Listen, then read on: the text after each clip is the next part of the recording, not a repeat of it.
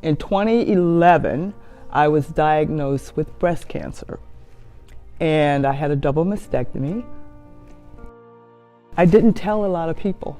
I didn't want anybody to see me as weak. I got to keep going on. I want to go to work. And I love my job, so I wanted to work through it.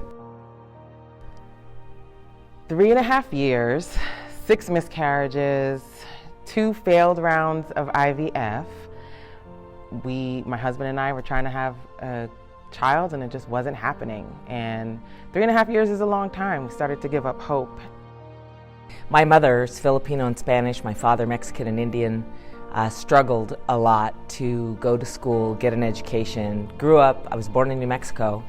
And it's not until you're in an environment and you're someplace where you realize how different you look, that's when you start to realize how much it means to you to feel included. I kind of grew up in a bubble where everybody didn't look like me. So I grew up overseas. I saw different people always. It wasn't until my mom retired and my bubble got popped and I realized I'm Black. Actually, when I went through my divorce with my wife, we had been together for almost 12 years at that point and 4 kids, and that I felt like I was a failure as a father, a failure as a husband, and I felt so alone. Like I felt like no one really understood what I was going through.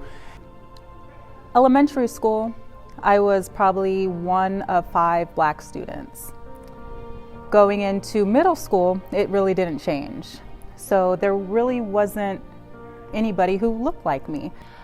I was born in Hawaii. I'm half Polynesian, half Caucasian. I was adopted into a family of Polynesians, and from the moment that I could tell I was different, it started to really impact the way I saw the world. My skin color was different, the way I spoke was different. I couldn't understand why I was looked at differently. I decided a few years later, I'm going to celebrate the struggle that I had. And so the Susan G. Komen Walk came about. I got my team together, raised a lot of money, went down there, and I'm telling you, it was so freeing to be down there with everybody else who went through the same thing I went through, and to be able to, now I want to share my story.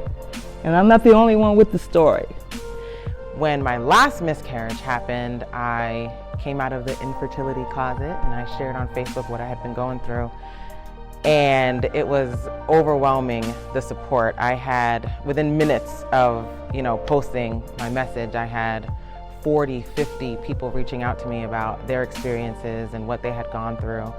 And it wasn't until I started to share that with other people and make that part of my healing process, and it made me connect with a lot more people. So many people came to me and kind of shared some of the challenges they're going through, and it really made me realize by sharing some of our challenges, how that can draw people in together and being vulnerable.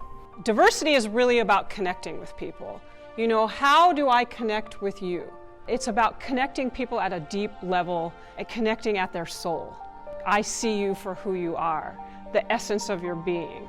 And so I really have to practice every day looking beyond the exterior of people and seeing who they really are. And to me, that's what diversity is. And having the vulnerability to share your story can be an awesome thing, because you realize that it's not just you. And when you have the support of other people to get you through it, it felt good. And a year and a half later,